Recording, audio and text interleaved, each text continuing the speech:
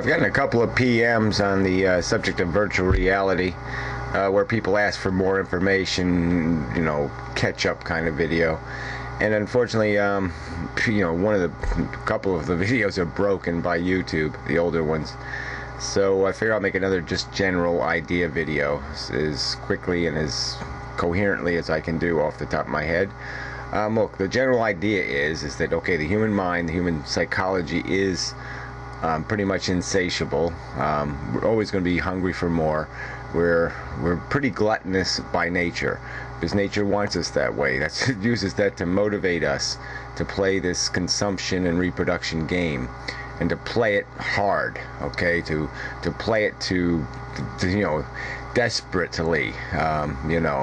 It doesn't really care whether your arms fall off and your legs fall off, as long as you can get the job done. The send your DNA into the future job done. So it has built us to take a lot, to be very durable, to take a lot of punishment and keep on ticking kind of thing.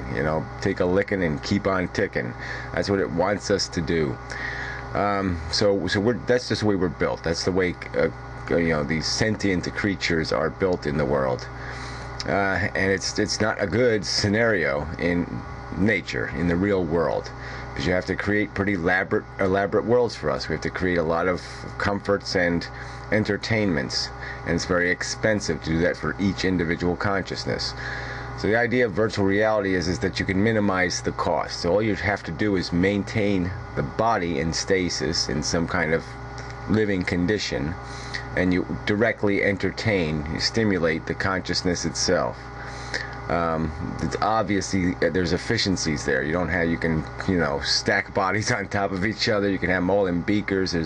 We're talking about something that can be started maybe 20 years in the future, up to 50, 100, 200 years from now. Obviously technology would allow that to happen pretty inexpensively. I mean, theoretically, pennies per person, pennies per consciousness, where a body could be just maintained, and the mind could be doing anything it wanted to. So you could just take it as just a logical extension of movies and video games, because we see how our consciousness gets lost in these things. And basically the idea would be it would be to plug in as deep as possible into our consciousness, the plane of consciousness, and to be able to stimulate an environment there, provoke an environment, control the environment. So something like a dream state, except a dream state created by external software, an external game. So it would be, you could take dream and just say, okay, like a dream, except full color, high definition resolution, just like real consciousness, just like your reality. So you wouldn't know. The idea is you wouldn't know you were in a game, you wouldn't know you were in a fake world, but you would be in a world where there wouldn't be the same risk. You would have the perception of risk. You would have the perception that it was real and there was real danger, but you wouldn't really die. You wouldn't really be harmed. You couldn't really get AIDS. You couldn't, brain tumors. Everything, whatever the thing is that would give you some anticipation, it wouldn't really exist, because it'd be a safety net, because the game wouldn't let the game get out of control, and wouldn't let your sensations be too harshly negative.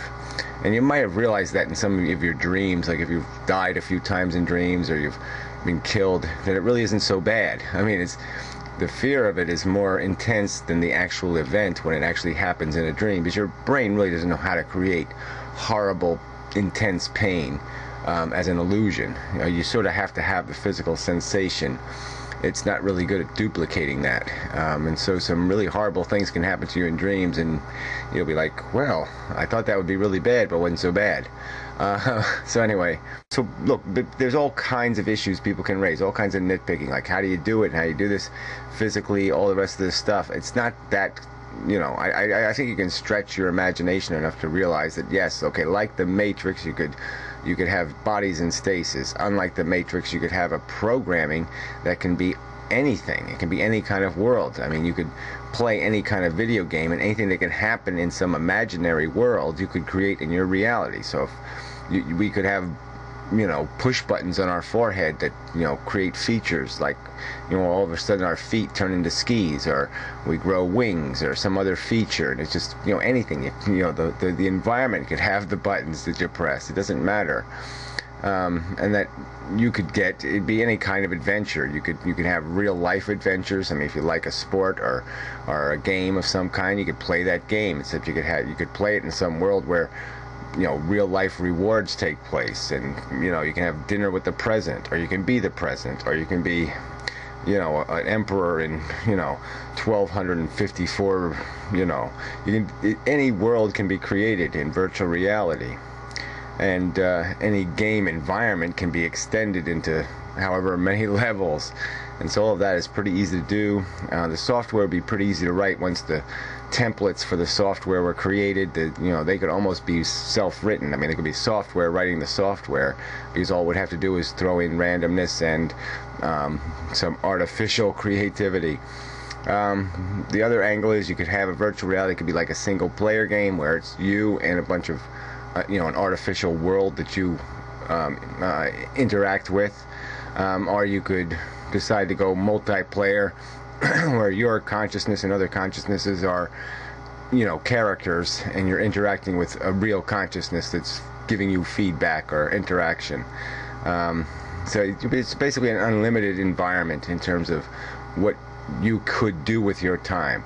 Your consciousness, if you were seriously horny for sports, or horny for science, you could spend your whole time doing math and living in three-dimensional atomic models, and there's just no limit to what you could do with your time in such a world. So but the idea, like I said, first you would start integrating the body, and then eventually we would be able to get deeper and deeper into the mind. And as I stated, it's somewhere in the brain there is a plane of consciousness, and I think it is manipulatable, and that's the bottom line. That would be the eventual goal, I think, is to get behind all the senses. So your sense of touch, feel, sight, all these senses, get behind them and create artificial stimulation for them. But I could see in 10 years having, deprivation chambers, isolation chambers, whatever you want to call them, that, dull the senses, and then creating illusions through high definition glasses and other hardware that would stimulate your senses and organs, and create a very rich imagination world for you, where you would do the creating, the dreaming, and you would just have a more tactile and sensual experience, and that's how it could progress. But it's really, there's no real obstacle to it. I've made the point that the only, it has this huge advantage, is that we can extract all the real hard misery and suffering from the world, and that's the real productive good, because I think life is a zero-sum game. So if we can narrow or reduce the amount of negatives in the world, the amount of hard pain and suffering endured, that's a real positive. And another, just the bonus, the gravy, the frosting on the cake kind of advantage, is that we could maximize our conscious experience. We could live in very rich and satisfying worlds, and we could find a way to really maximize the conscious experience. I don't know how else to put it, but I mean, we really can't do that in this mundane reality. And the other point that needs to be stressed is there aren't resources enough in the physical world to really satisfy a substantial number of people. There's always not going to be enough pretty women, and there's not going to be enough big houses, and there's not going to be enough good weather, and there's not going to be enough, all the things we need to really make our lives rich. There's not going to be enough riches, for reality to do the job. Consciousness is really not made for reality. It was a contrivance of a DNA molecule to motivate organisms to do two things: consume and reproduce. We can take consciousness a lot further than that, but the only place we're going to really be able to do that is in some safe environment where consciousness is set free and it's true creative. Its maximum potential creativity is set free. So anyway, that's the summation. A couple of seconds left. So really, that's I don't know how else to put it, but look, there's lots of, like I say, how would we breed? How would we do that? Look, our memory could be, theoretically in 100 years or whatever, we might be able to digitally download our memories, our identity, our personality, and our personality could be re-injected into a new body every 100 years. Or we can, maybe medicine, we will be able to unlock the aging code, and we will be able to live 200 years in stasis. Who knows?